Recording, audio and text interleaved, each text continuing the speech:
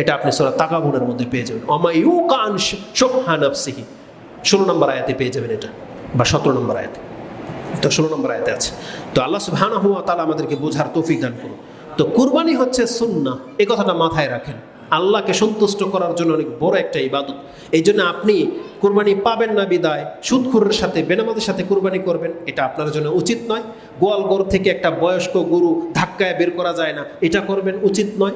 আপনি ওই যে দাঁতে না এরকম বাছুর করে দেবেন, এই ধরনের কুরবানি আল্লাহ কিন্তু গ্রহণ করবে না। আপনি কি ভুলে গেছেন যে হাবিল আর কাবিলের কুরবানির কথা তো আছে কোরআনে, নাই?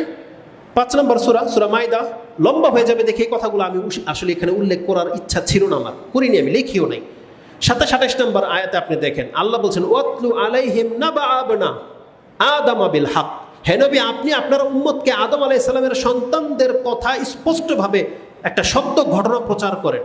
ইয কাররাবা কুরবানান ফাতুকুব্বিলা মিন আহাদিহিমা ওয়া লাম ইউতাকাব্বাল মিনাল আখার।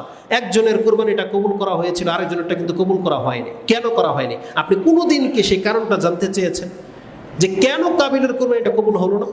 তাফসিরে লিখেছেন যে কাবিল ওর সবচেয়ে নিম্নমানের কিছু আল্লাহর কাছে পেশ করেছিল, আর হাবিল ওর পশুগুলোর মধ্য থেকে সব থেকে সুন্দর পশু যেটা, ওটাকে জবাহ করেছিল।